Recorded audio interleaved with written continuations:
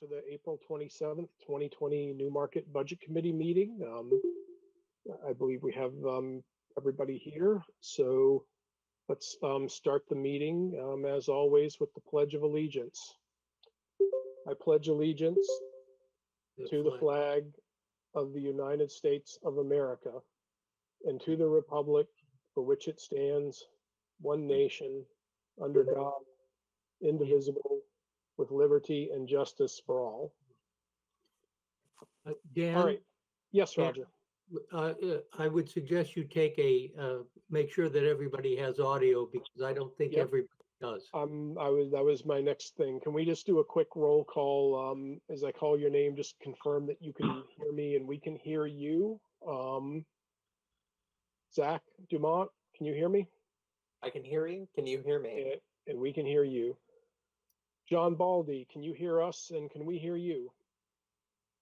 I can hear you. Can you hear me? Yes, we can. Thank you. I- Steve Fournier, I can hear. excellent. We can hear you. Roger Cady, Yep, I'm here. wonderful. Susan Givens, can you hear us? See that she signed in, but perhaps unable to hear us or on mute, one or the other. Jeff, can you hear me? I can. Sorry, that's calling. All right, thank you. People have to call in using the audio, using the phone instead of the audio on their computer for some reason on this meeting. Yeah, I see that, and I'm concerned, I guess, that those people are unable to speak. Susan, can you? And Rob Orton's here, just dialed in as well. All right, thank you, Rob. And you can hear us. Yes. Mike Kennison, can you hear us? Mike? I'm not sure he can hear us. Mike LeBranch, can you hear us? Nope. That seems In the to be chat, a he no. listed he's having audio and mic issues. Trying to work on that. If it shows a little handset, then you All can right. only get their audio by phone. Right, they gotta switch it to audio by computer. Okay. Joe, are you able to hear us? Yes, I had to do it by phone. I'm sorry, who was just speaking? That was Joe. Yes, I can Oh, hear you. I Have to see, do it by. I see. All right, thank you. Rob Ortons, I heard you a moment ago. Yes, I'm here just on audio. Okay. Eric Wagode, are you there? I am here and I can hear you. Okay. So, Dr. Givens appears to be the only one at this point that is struggling to take part. So, Also Mike Kennison. oh, okay. Actually, I'm here, but I can only access by phone. Okay. Okay. We can see you, Mike, actually, oddly enough. Hey. It's, Your audio is by phone, but your picture is by computer. all right. Okay, Mike now I Kennison, can you hear us go now. talking? I don't know what that gesture was meant to convey, Mike. I think Oh, if you go, if anybody goes in your upper right-hand corner that looks like a gear, Yeah. Yep. if you click on it, it'll say audio. mhm. Yeah, you want to make sure you do the computer audio. Right. Otherwise, it's expecting you to dial in by phone. So, And I'm not sure why. The only option that I have is the phone call. So other people may be in the same situation as me. it's, yeah, possible. I think if you're joining via the web instead of the app, for some reason on this meeting, it's only giving us phone call or no audio. Mike LeBranch, can you hear us now? I'm all set now. I've got it. Yep. Thanks. Thanks. All right, stupendous. All right, what I'm going to do is go ahead and while people are sorting out their audio issues or trying to, I want to go ahead and read the read this notice for remote meeting, which is basically a memo from regarding the governor's emergency order allowing this. So as chair of the Municipal Budget Committee, due to the COVID-19/coronavirus crisis and in accordance with Governor Sununu's emergency order number 12, pursuant to Executive Order 2020-04, this board is authorized to meet electronically. Please note that there is no physical location to observe and listen contemporaneously to the meeting, which was authorized pursuant to the governor's emergency order. However, in accordance with the emergency order, this is to confirm that we are A, providing access to the meeting by telephone with additional access possibilities by video or other electronic means. Sub-bullet A, we are utilizing the GoToMeeting platform for this electronic meeting. All members of the board have the ability to communicate contemporaneously during this meeting through the GoToMeeting platform, and the public has access to contemporaneously listen and, if necessary, participate in this meeting through dialing the following phone number: area code 866-899-4679 and access code 477-328-021, or by clicking on the following website address: https://global.gotomeeting.com/join/477-328-021. B, providing public notice of the necessity of the necessary information for accessing the meeting. We previously gave notice to the public of how to access the meeting using GoToMeeting, and instructions are provided on the Town of Newmarket's website at www.newmarketnh.gov. C, provide for the public to alert the public body during the meeting if there are problems with access. If anybody has a problem, please call area code 602-292-1221. Mr. Chair, that should be 603-292-1221. All right, thank you, Steve. Yeah. D, adjourning the meeting if the public is unable to access the meeting.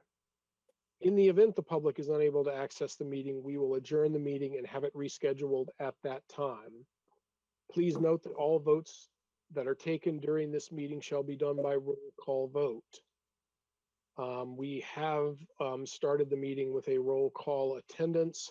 And what I would like to do, however, is go around and ask each of you to confirm or to either confirm that you're alone in the room or state who is in the room with you. So we'll start, Zach Dumont, I am alone. Jeff Robb, I'm alone. Steve Fournier, I'm alone. Roger Cady, Alone. Eric Wagode, Alone. Mike Kennison, are you able to hear us now? All right, we'll bypass Mike. Branch, Alone. Joe LaMattina, Alone. John Baldy, I'm alone. Rob Ortons. It's just me. All right, and we have a mysterious caller 09. Is there anybody who's on the call whose name I didn't just call? I'm on the called in via telephone, not through the website. Okay, Could that be me? it's possible.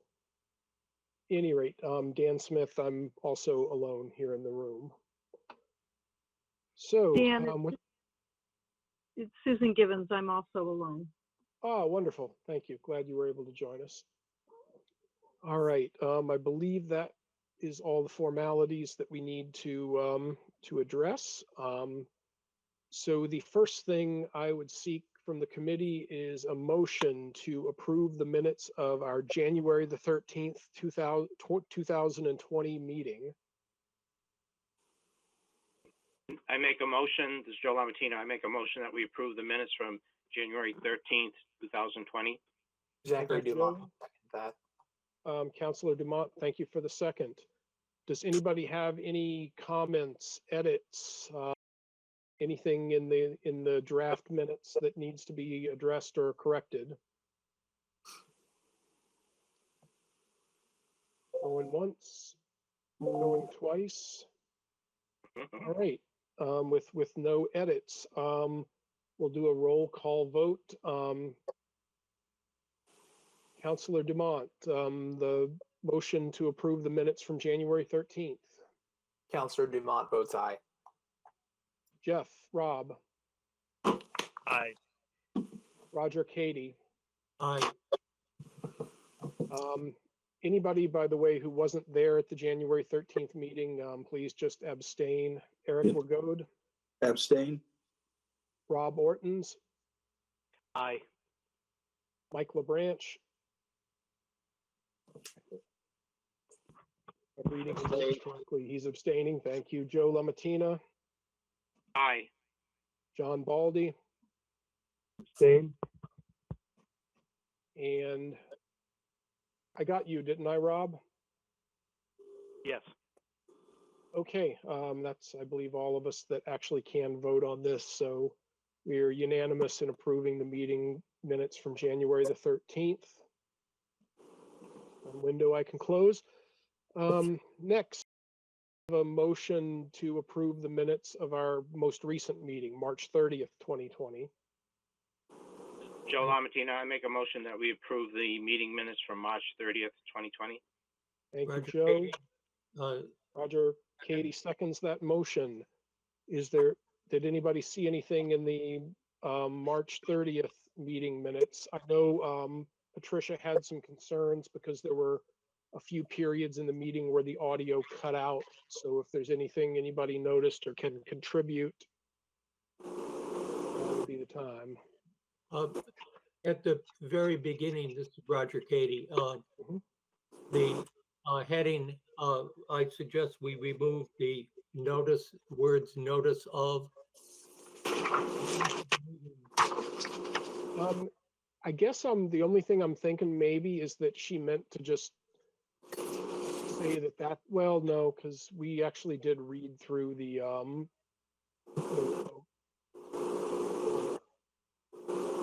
right, I think that makes sense, Roger. I'd agree that just say remote meeting. Yeah, it does say remote, so. Yeah, and all right, for the benefit of the audio, that's line 7 on page 1.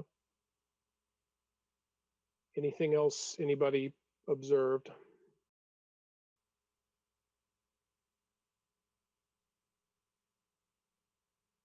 I believe the vote that she says is inaudible was unanimous. Yeah, I don't remember there being any contested votes. So, yeah, I agree. That's line 80 on page 2.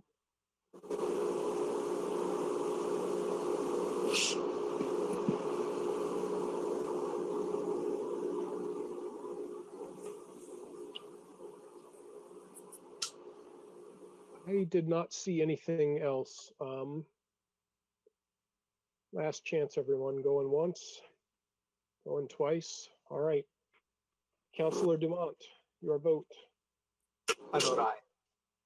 I vote aye. Roger Katie, Aye. Eric Wagode, who was not yet sworn in at that time. So, So abstain or aye? yep, abstain.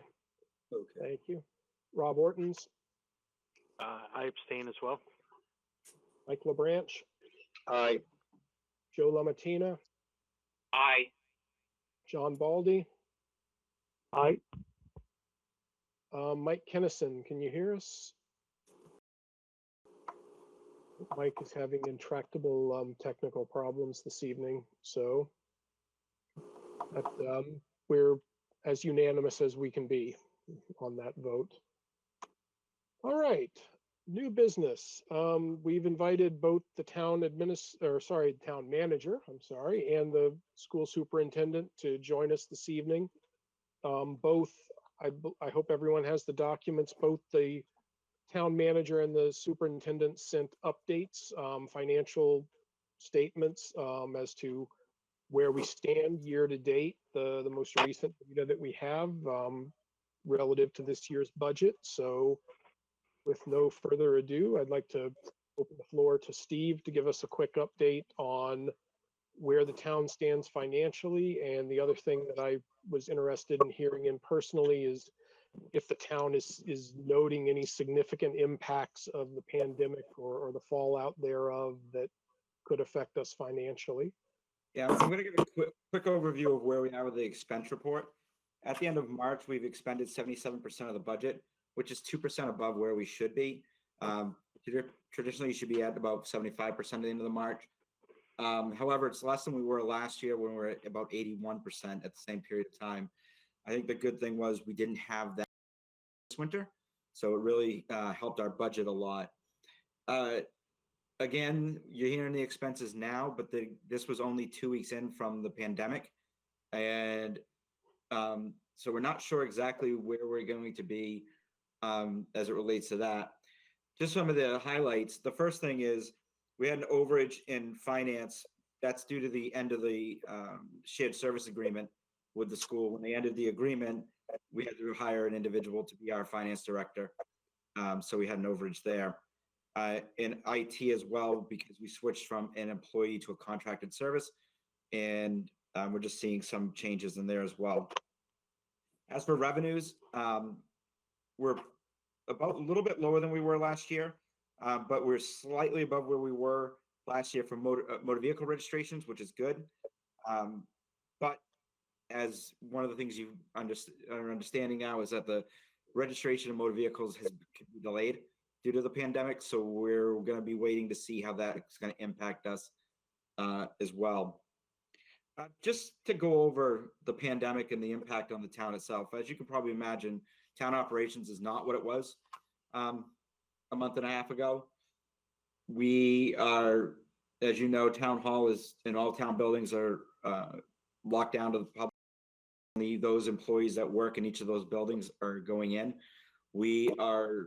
I can tell you that the emergency management team, we meet remotely using GoToMeeting. The reason that is if one of us goes down, we don't want to cross-contaminate any other of the town leadership. So we do not meet in person any longer. One of the things I asked for is how much cash on hand we have. As of April 15th, we had $11,418,000 in cash on hand. Approximately, we spend about $2 million a month, and that includes the contribution to the school. For those members who don't know, we actually collect the money and then pay the school on a monthly basis.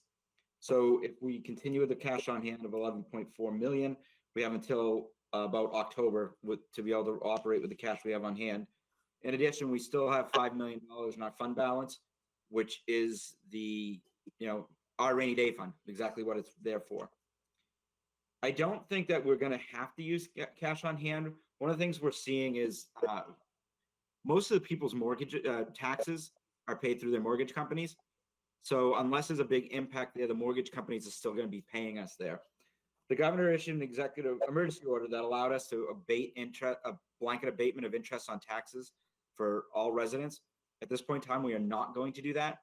We're going to take it on a case basis because for those who can't afford it, they should be paying their taxes as normal. We need to operate the community, but we will take into consideration those who cannot. Some of the items that we put into place, we have a hiring freeze, so there's no hiring of seasonal employees as right now. We will not be making contributions to nonprofits until we know the impact of the pandemic on the budget. So that's going to, it's difficult because that's one of the groups that help us, but we got to make sure that we have enough cash to operate the town. One of the things that was interesting that came up also is that traditionally that they're discussing if there's ever a revenue shortfall that we need cash, including the contribution to the schools, that we would be issuing what they call a tax anticipation note, which is basically borrowing until taxes come in. Our understanding is, I don't know if he already signed it, but the governor is going to be amending that a little bit to allow schools to issue their own anticipation notes in case they run out of money, which is called a revenue anticipation note. Not sure where it is in the process right now, but that's my understanding. Another thing that I want to make sure that the budget committee understands and the public understands is that the town nor the school has authority to reduce appropriations. So we cannot, whatever was the town in March, we have to appropriate those funds. So say if there's $500,000 in street repair, we have to appropriate $500,000. If we don't have revenues to offset it, it comes through taxation. There's a group of municipalities that are asking the governor in his next emergency order to give us authority to do revisions to the operating budget in emergency due to the emergency. Basically, because he continues to say that towns need to, budget better in comparison to where they are. Well, most municipalities already have set their budget for the coming year. So we're asking him to give us the emergency authority to be able to reduce expenditures. Other than that, I mean, we continue to operate as best we can. We had every day, I could tell you I'm on at least one conference call with the state, usually 2 or 3, everything from management items to the new laws that are in place and how they govern municipalities until this is over. We are also, last week we had our first FEMA meeting to discuss reimbursements for the project that we may have during this. It was about 2 hours long to go through the federal process of requesting funds.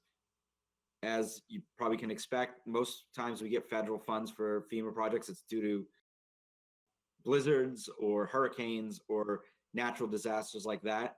This one is unprecedented because there's no end date as of yet for the disaster declaration. So usually we have to have the projects between a certain date. It's anything from February 20th on at this point. We can't put in for things such as any salaried employees' time because those individuals will be working anyways. But we can put in for equipment that we may need to purchase during this. We are purchasing PPE on our own to make sure that we have it now for our current stack, which we do have enough as of now, but we also need to replenish it for the next time we need it. So we are using different avenues to purchase that on our own, as well as working with the state.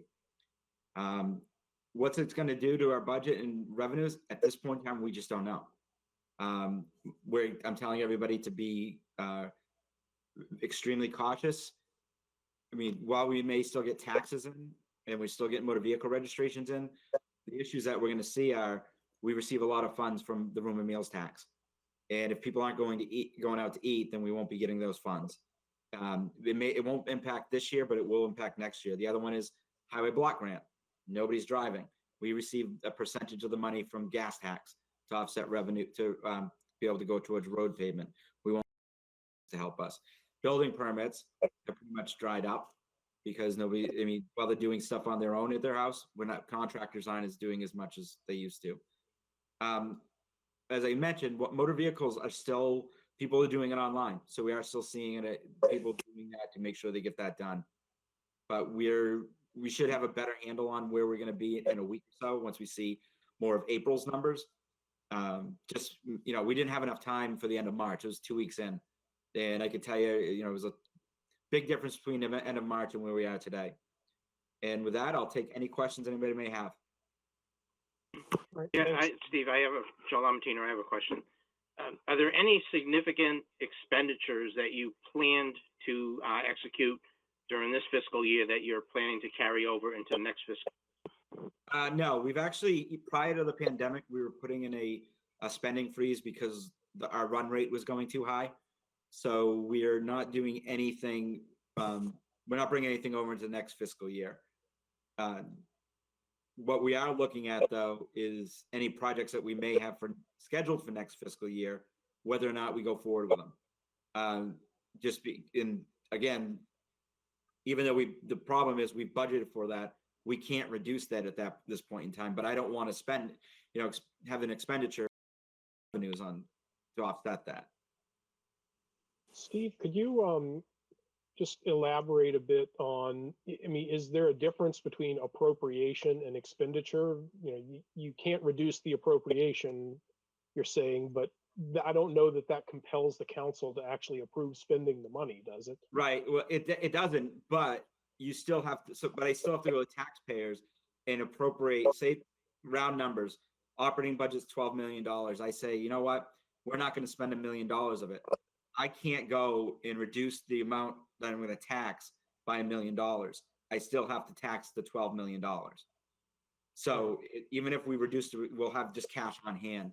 Usually you reduce expenditures or you freeze spending when you don't think, when you're going to be overexpend the budget. Well, in this situation, we don't know what it's going to look like at the end of 2021. So what we're asking for is the ability to say, look, I'm going to hold off on contributing to capital reserve funds this year because we don't have the, we don't have the money. But we don't have that authority now since the budget was adopted. If we were in a city or if we did not have town meeting any longer, we could do it, but we just do not have that authority because since we have budgetary town meeting. So I'm going to extend and paraphrase a little bit and just tell me if I'm characterizing this correctly.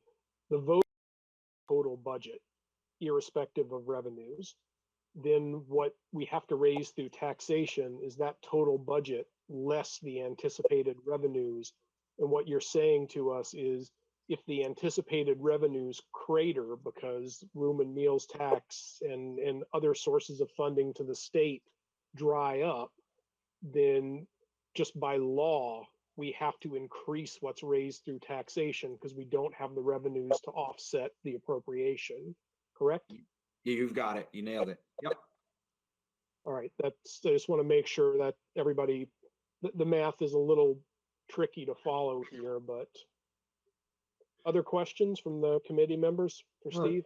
Steve, before I ask a question, first of all, your coronavirus updates and your communication with the towns are superb. Thank you very much. That's really been well received. I second that. Yeah, Yeah, I agree completely.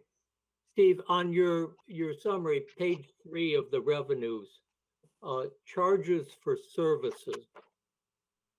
The original budget that was approved by the town was for 180,700, and the budget now shows as 153,000.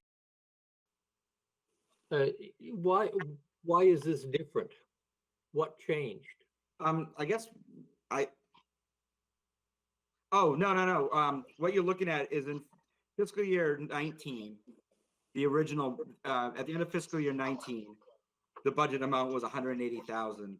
For the end of the fiscal year 20, the budget amount is 153,000. The reductions are, we saw a reduction in the ambulance receipts. So our estimates, we knocked that down a little. I think that's, we had the 180.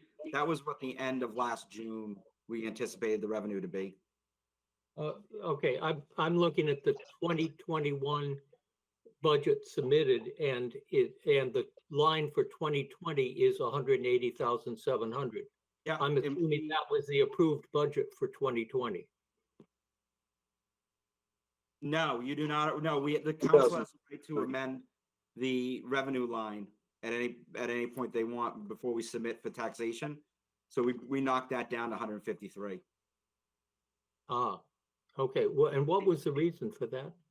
We saw a softening of those of some of the income there. But it looks like they're not softened at all. The actuals are almost 7% of budget. Yeah, and again, we can revise that before tax rate setting time, but we're allowed to. That's one of the revenues. The council and myself and the finance director are allowed to change those figures after the approval of the budget, because exactly for this reason. Say if we anticipate that the if the room and meals tax drops, we can ratchet that down to reflect that. Thank you. On the same page, in the original budget submission for 2020, there was a line item called from capital reserve funds. It was $180,700, and it does not show up on your monthly report. I'll have to find out. I don't have that in front of me. That's the one that I've been asking about Yep. since December, and I really would like to find out what that line item represents. Yep. Because capital funds should not be used for an operating budget. I will double check. I don't have all the information in front of me. I'm not in the office. I'll get that. Thank you. Yep. One further question. Now that the heating season is nearly over, are you, is the savings meeting your expectations based on the contract? It is. It is actually significantly. Thank you. All right, other questions from anybody else in the committee? Yes, can I ask a question? Absolutely. All right, Steve, Yes, at the beginning of your presentation, you mentioned about bringing on board a finance director, correct? Correct. Because the shared services were no longer taking place. Correct. Back 8 or 9 years, I'm sure you probably remember, I think when we were going through the interview process for you, we were talking about shared services, Els Inc. being a big proponent of that. Can you tell me what happened to the extent that we're no longer sharing that position?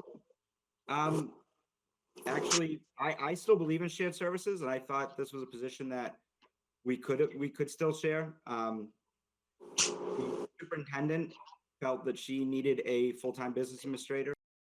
At the same time, the shared finance director, business administrator gave us her resignation, and it was the request of the school district to go with their own full-time business administrator. So I had to go out, and we're contracting right now with municipal resources for our finance director, but I will be hiring somebody shortly. It wasn't completely on our side, but I mean, that's the school district requested to have their own business administrator. I couldn't go without a finance director because it's needed. Right. But what I'm doing though is the IT director retired. So the finance director is now going to oversee IT, and we contract out that service. As a follow-up, what services do we currently have that are shared, if any? Right now it's the facilities director, and we received resumes for that position. That position is also vacant. We received resumes for that about a week or two ago, and it closed. With everything going on, we just haven't had a chance to go through everything. But that's a position that we share continue. Okay, thank you, Steve. Yep. Are you currently recruiting for a finance director? I am currently negotiating with an individual to become our finance director. Thank you. Other questions?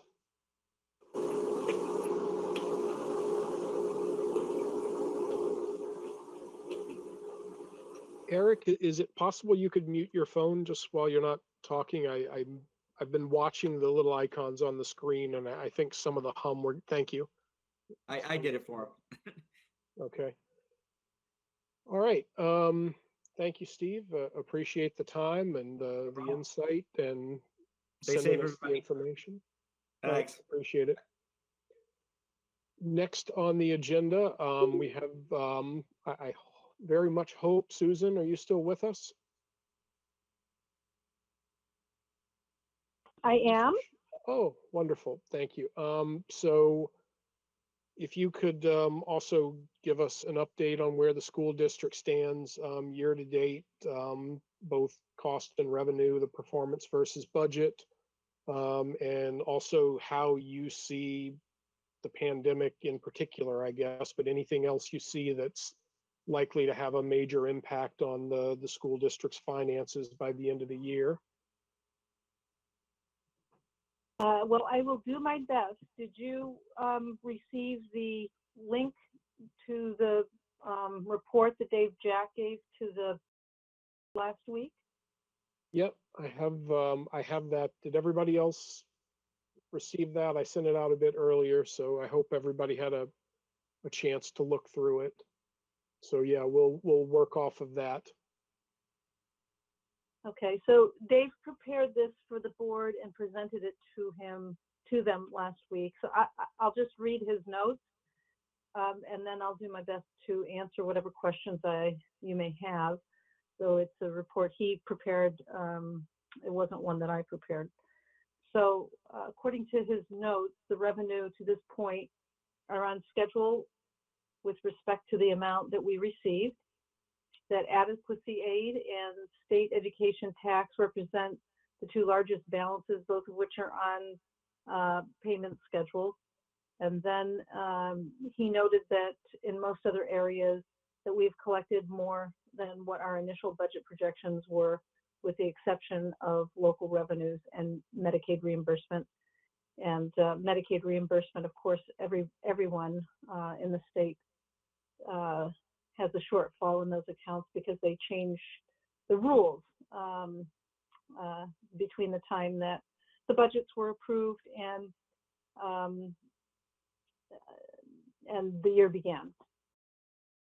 On the expenditure side, Dave feels that based on what he's looking at right now, that we would probably have somewhere around 450,000 remaining at the end of the year, all else remaining equal. Of course, all else is not equal. We just learned, of course, a week ago that we would have to remain in a remote learning, remote service model for the rest of the year. And so there'll be some implications for us around that, some positives and some, additional expenses. We're still trying to sort our way through this huge change that we've had to make to provide the education to our kids in the community. So those were his highlights.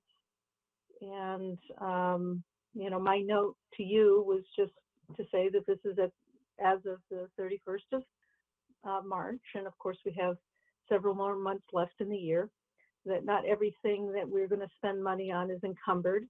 If, for example, if you look at the financial report that Dave prepared, it says transfer to food service. You can see that the $28,500 has not been encumbered. There are a number of things that have not been spent or encumbered yet, but are still actions that will occur during this year. I know in my conversations with Dave last week that, he's trying to finalize some of the expenses that we've had due to COVID-19, and also identify, where we won't be spending money. But that work is ongoing, and he said that in next month's report he'll have some more information about the impact that this has had on our budget. So, not really sure if there's any specific questions you have. I'll do my best to answer it. I guess I just have a broad one because I looked at the fiscal year 20 financial report, which was, I believe, the third page of the school board packet that you forwarded. And I just want to make sure I'm reading this correctly, because under the revenue side of it, there's nothing in the column labeled anticipated, but I can't believe this wouldn't be a very different conversation if we were not anticipating another $2 million from the district assessment. So am I reading this correctly that, we don't think that 12,988,117 is all we're going to get from the assessment, do we? No, many things are not encumbered on this report, or and this is not a projection of where we would land by the end of the year. This is just strictly a reflection of the transactions that have taken place so far this year, but it is in no way, shape, or form a projection of what our revenue would be or cost would be. And is, again, for context, the 20,758,000 that you show as the budget, is that 9 months worth of the budget, or is that 12 months worth of the budget? No, I believe the budget is what was originally anticipated. But again, this isn't my report, so Uh,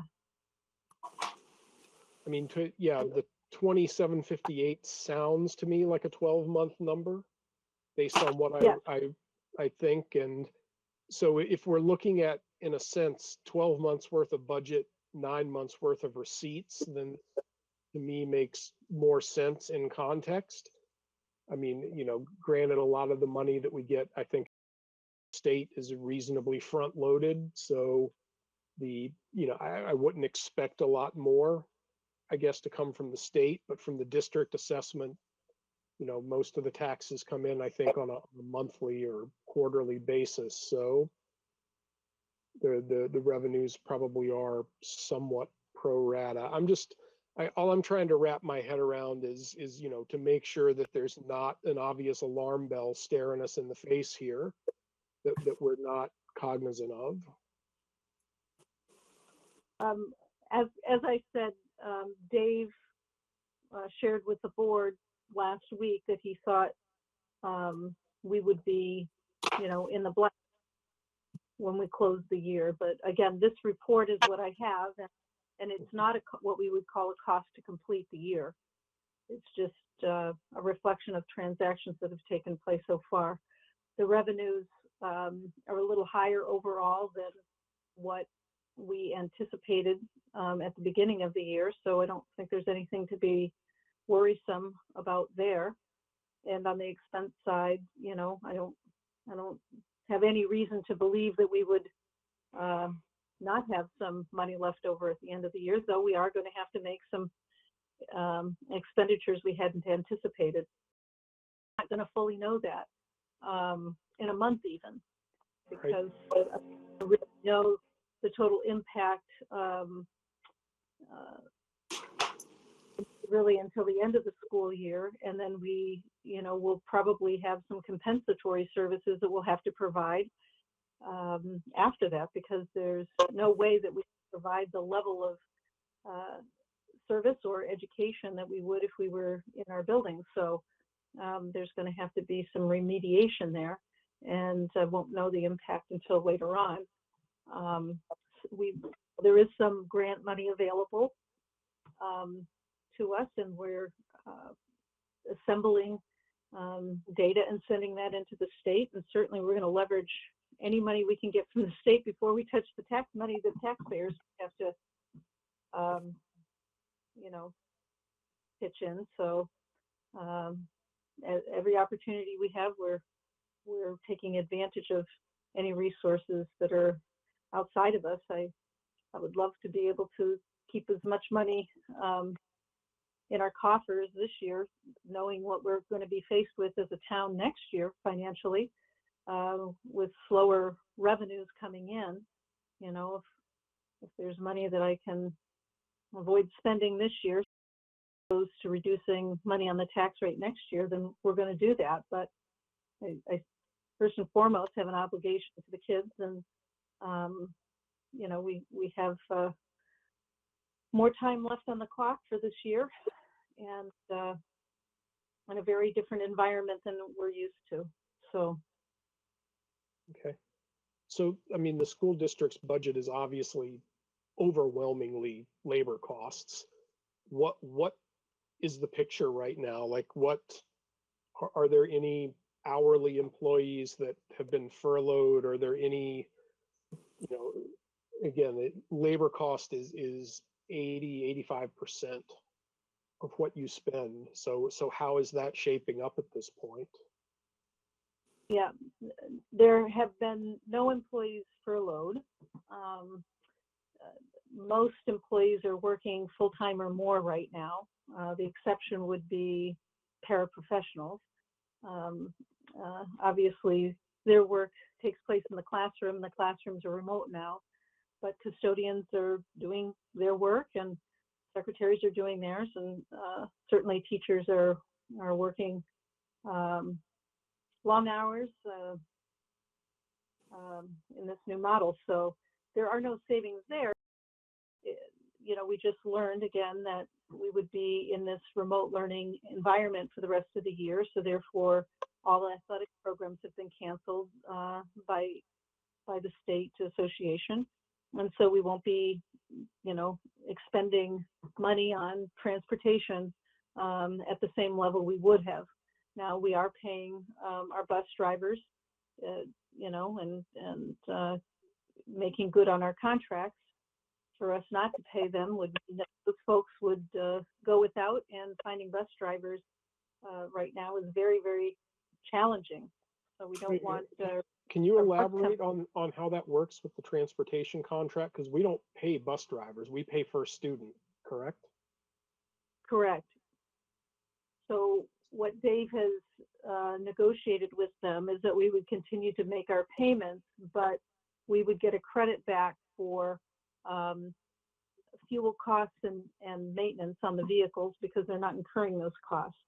But the bus contract is based on having money to pay for their bus leases and paying for their drivers and their health insurance and other expenses. So we like every other school district in the state, continue to pay more fixed costs. And we will for the remainder of the year. So there'll be a little bit of savings. I don't know what that is. Dave's working on that. He can share more about that. With the board, he'll in his next report. But that's an example of where we'll have some savings. In other areas, we've had to make some investments. We had to buy 100 Chromebooks. We could have used 400 Chromebooks or more, but they're not on the market. And so we bought as many as we could get our hands on. And so we're providing devices to all students from grade 3 through 12. Teachers have devices, and then we have a small store of units that we're using when those devices break down.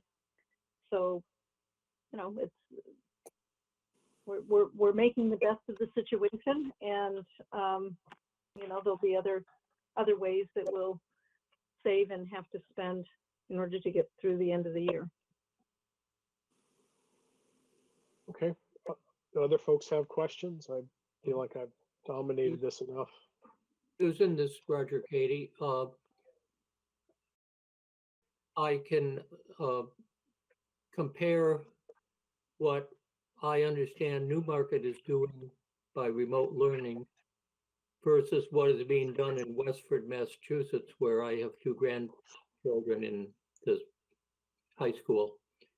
And I am impressed by the diligence and the thoroughness with which your teachers are carrying out remote learning, considerably more teacher intensive than is happening in Massachusetts, and you're to be congratulated for that. My question is, are you,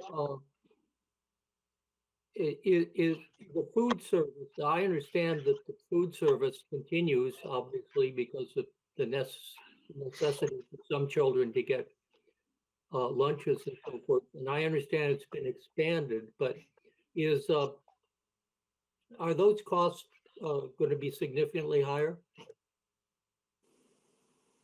That's a great question. So the Commissioner of Education requested a waiver from the federal government that would allow us to serve all students and receive reimbursement through the federal program. And so now we're able to provide any student or any child from preschool to 18 with both breakfast and lunch from now until the end of the year, and we'll get some reimbursement from the state. Now that's not going to cover all costs, but it's going to cover a portion of those. Typically, we serve around 450 lunches, and right now under 200 meals that we're serving at lunchtime. So we're keeping all of our staff busy and employed, but we're not serving as many lunches as we normally would. So again, Dave is working with Linda to try to determine what the net, impact on our budget. And I don't have the final number on that, but I know he's working on that with her. So we've got that level of cooperation from the state and federal government to support us during this time. Like I said, any opportunity we have to take advantage of these incentives or grant money, we certainly are going to do that. Thank you. Question? Hello?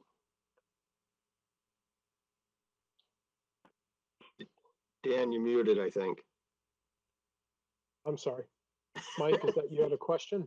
Yes, Dr. Givens, Michael Branch here. Couple of questions on the sheet that was given to us with the budget numbers and everything. For example, just going down, you take a look at school board, budget of 182,700 and change, expended 195. Now, I know that's not school board members' salaries, at least I hope not. So I guess my question is, looking at the town's report, which is approximately 17 pages long, and then looking at what I'm receiving from the school, which is 1 page, I'm wondering if there can be some more details. Maybe the rest of the budget committee is not interested in more details, but it's kind of hard for me to sit here and look at the school board 2,000 and even going up to like nurse at 206,000. I guess I'd kind of like to know what those expenditures entail.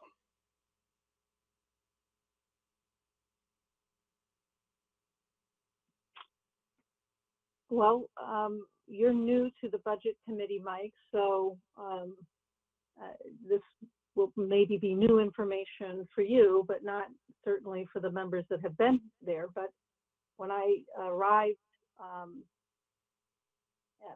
in July, I was not provided with backup materials that tied into the numbers that are in the FY20 budget.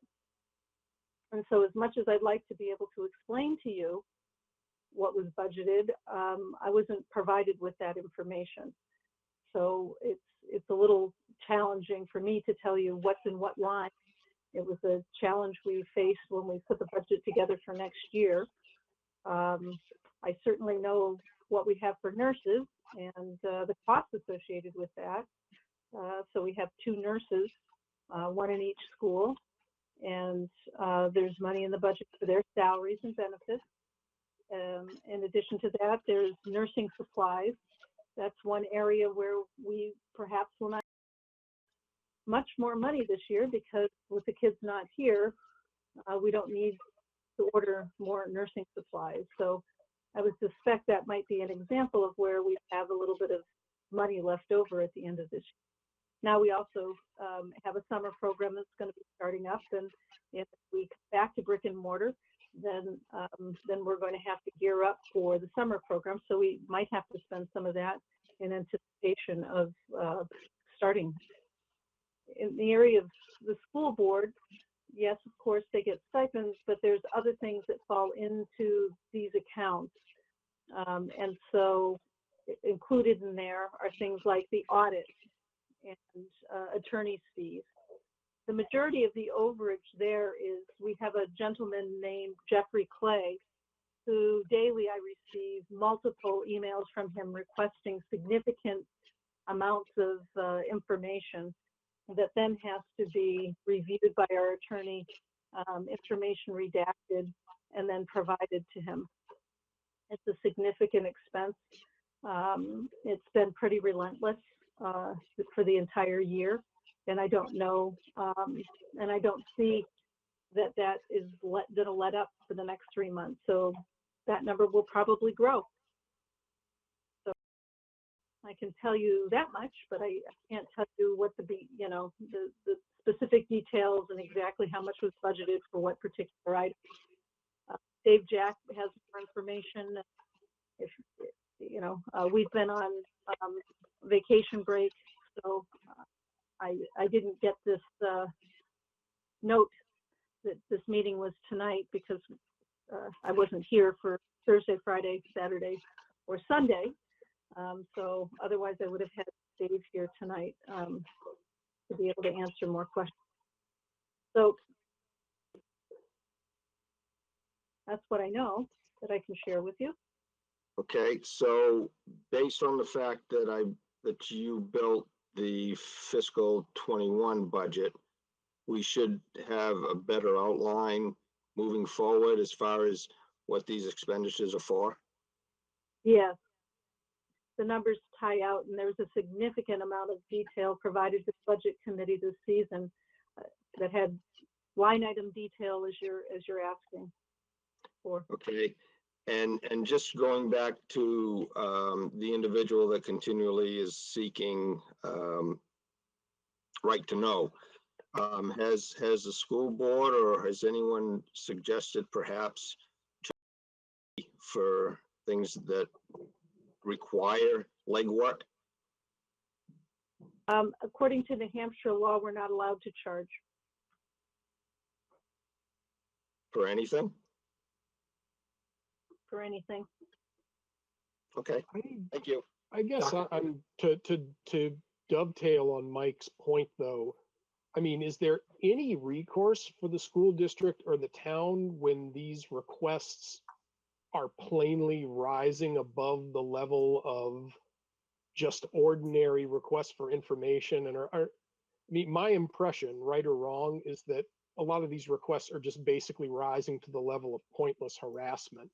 And there's got to be, I would hope, some recourse for the taxpayers to recoup some of this cost. I mean, am I wrong about that? I understand your frustration, and it's something that I have.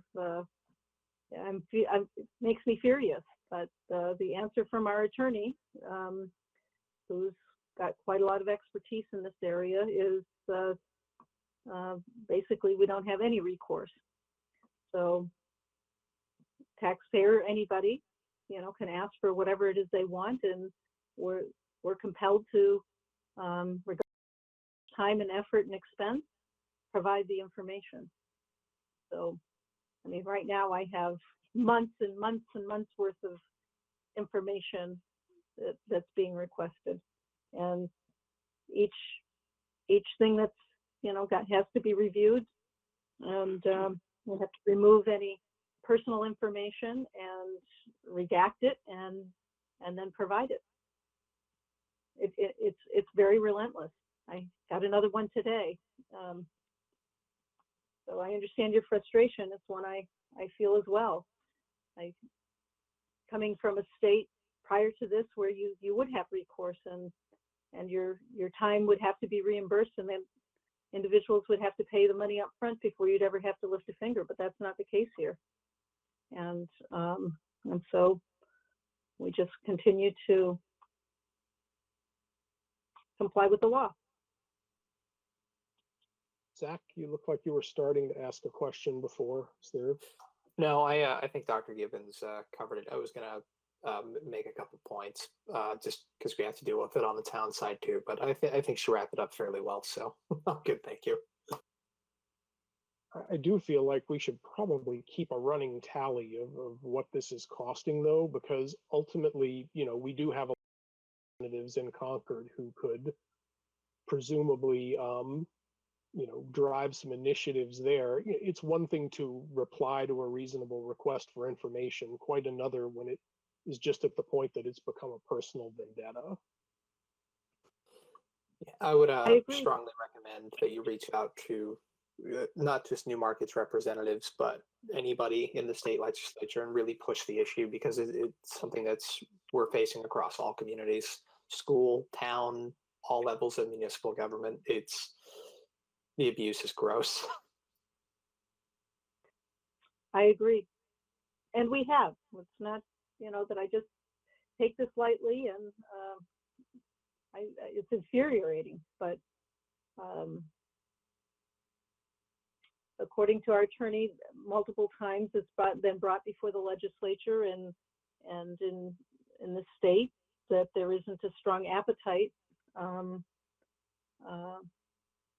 amongst those in power to make those types of changes that would provide some balance.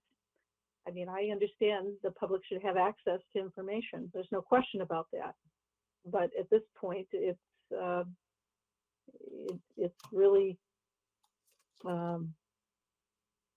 there's got to be a balance between tax and the rights of one taxpayer versus the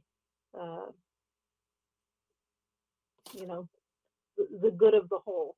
And it's not just our community, but we do get hammered by this particular person, and more so than others. But there are other communities that have faced this kind of serial requesting of massive quantities of information. All right, other questions for Dr. Givens? Yeah, Joe Lamatino. I want to kind of just reiterate what Roger said. I'm the homeschool teacher for my grandson, and it's the fifth grade teachers have just been unbelievable great. I just want to say that. I do have a question. With the students being out of the high school, were they able to complete the renovations earlier? Was there any savings or along that line? There were no savings per se, but we were able to complete. They're substantially complete now. There's a punch list of items that are still outstanding, and we're hoping that they'll complete that punch list by the end of our school year, which would be June 30th.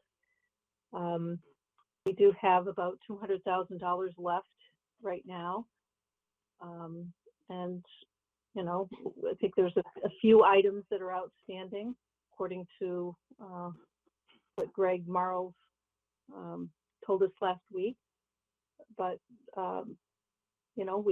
we're on time and a little under budget, so that's good news. Yeah, I'd like to hear that.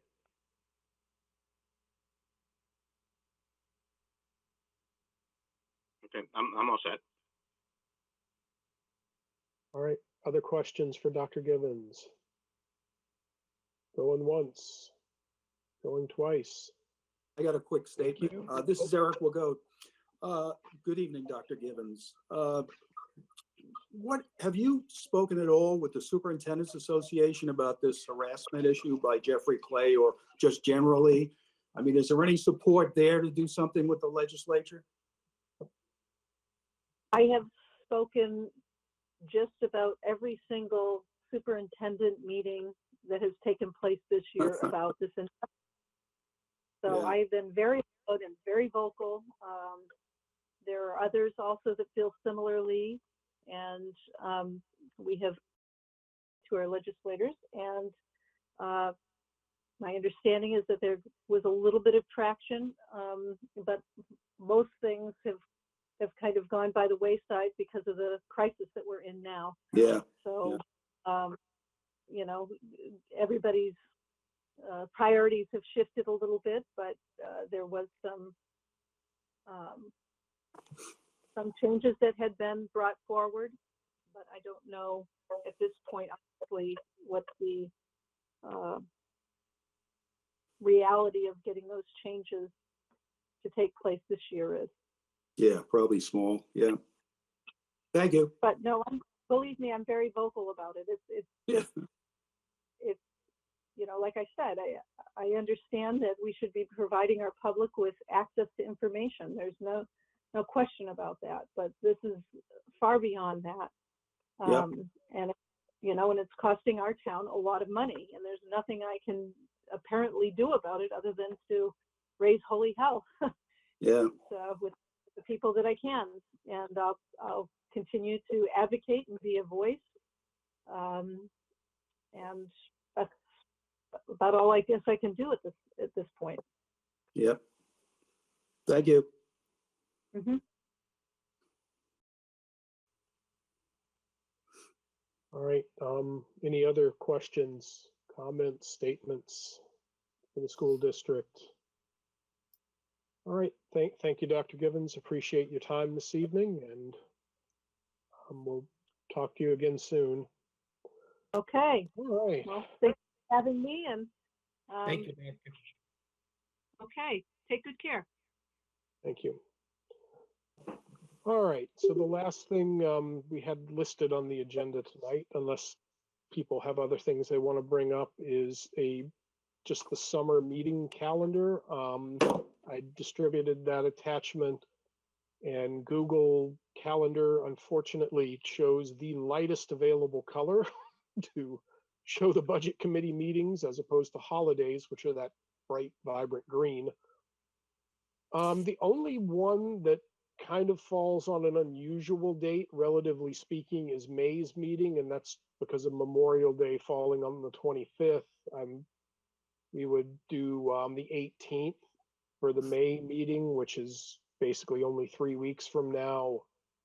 I mean, if somebody feels strongly about kicking that to June the 1st, I'm, certainly willing to have the conversation about it, but basically just tried to go with the last Monday of the month motif out through September. And then my thought being, when we get a little closer to budget season, we will go ahead and set the calendar, because by then we'll know the dates for the deliberative session, for election day, for all the things that we have to work backwards from essentially the deliberative session to work out what the meeting schedule is going to be for the winter. So does anybody have any thoughts or reactions to what we've got, what I put in this calendar? Dan, Roger Katie here. I thought we were going to skip 1 or 2 meetings in the middle of summer, but you have it down for every month. Is that your intent? Customarily, we have in past years. At the last meeting, I heard a couple of folks express more of a preference to have a meeting every month. I'm not, if we've got something to talk about, I'm all in favor of getting together and talking about it. Just the reason that in past years we've ordinarily skipped a couple is in the June, July, A, you have a lot of vacations, and B, there isn't usually that much to discuss. You get into that period where both the town and the school district are closing out their books for the years, school's not in session. There's not always a whole lot to talk about. And yeah, hey, it's fine. We've had in the past 15-minute meetings where we got together, approved the minutes for the last meeting, and realized we didn't have anything to discuss, and that was that. Particularly given that it definitely has the look and feel at this point like we'll all be looking at each other on the computer screen for the foreseeable future. It's not like we have a long commute to get to the meeting or anything. So I guess my thinking was we'll put them on the calendar, and if we get to a point where we just realize there's nothing of substance that we have to discuss, we can always cancel them.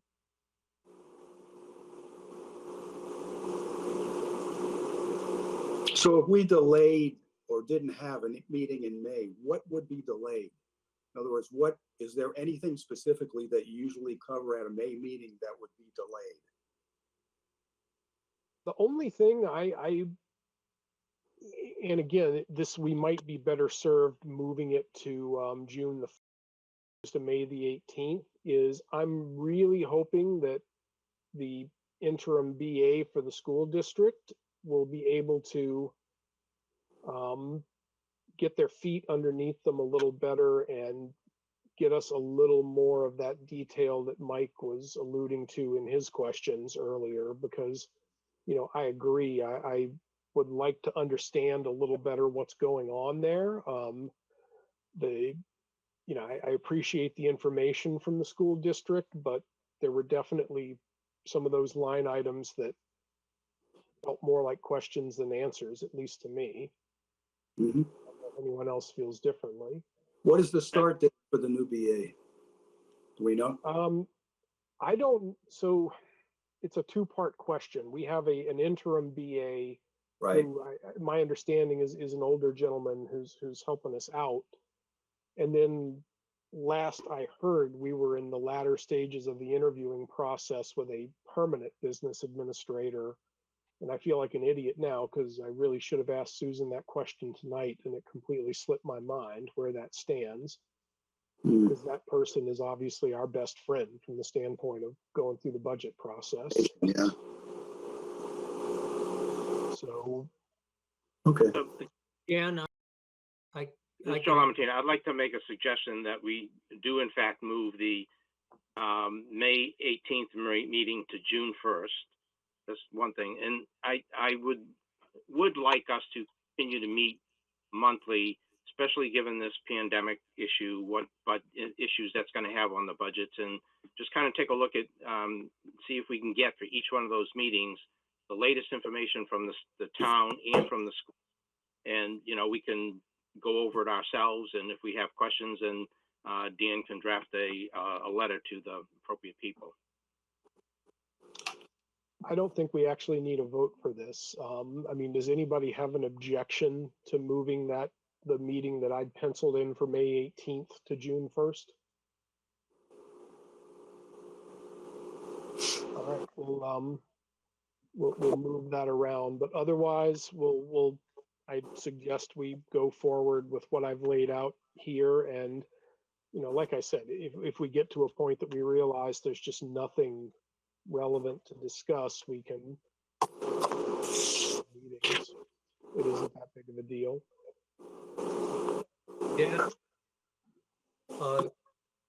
could you draft a note to Susan Givens asking detail for that June 1 meeting? Yes. Thank you. Dan, can I speak for a sec here? Yes, please. Is it possible to set expectations with the town and the school to provide the information for the meetings at least a week in advance, or more than 3 hours in advance?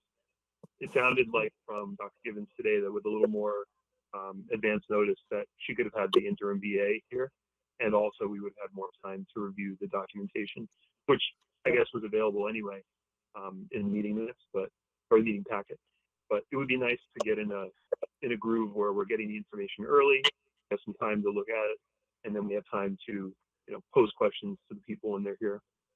I think that'll make the summer meetings, or, you know, meetings before we get to the budget crunch, a little more productive. Yep, will do. This is Joe Lamontina again. The last thing I have from the school is from the end of February. Was there something that I missed, something else that came out? The thing that I just forwarded to everybody today has the results through the end of March. It was the document that started with the April 16th school board agenda. I don't think I got that. Dan, this is Rob. All right. Yeah, if I neglected to send that out, apologies. I got it again a bit late, and maybe I did miss forwarding that to people. So I wouldn't have had a chance to read it anyway, so no worries. all right.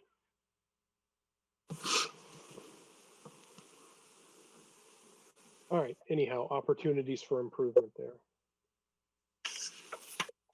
Any other commentary on the summer meeting schedule? All right. Anything else anybody would like to bring up for discussion this evening? Aye. Going once, going twice. Hey, wait, I'm sorry. Wait. So I had a problem getting the audio on this. Is there somebody saying the web version doesn't allow the audio? I am not sure. The first time we did this, I had my computer download the app, and that seems to work well, at least in my case. So It worked fine the last time for me. And I'm not sure what I did last time that was different.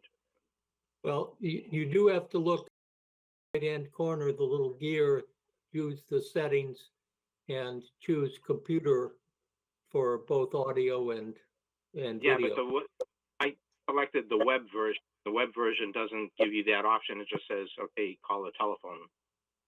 Oh. Okay, well, All right. then I guess you have to download the app then. Okay, Yeah. all right, I'll do that for the next Yeah. one here. Joe, And I this is just- Jeff. Bad news. I tried downloading the app like 2 minutes before the meeting, and it was in the same boat as it with the web version. I don't know why, but just for this meeting, it wouldn't let me use the computer audio. So I scrambled to do the phone. I'm hoping that next meeting will go better.